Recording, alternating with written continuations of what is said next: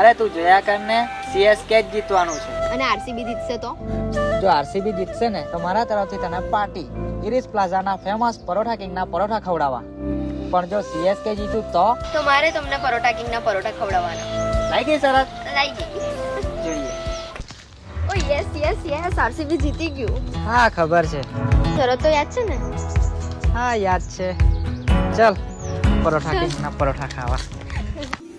તો ફાઇનલી અમે આવી ગયા છે વ્યારાના ઇરિસ પ્લાઝામાં આવેલ પરોઠા કિંગ પાસે.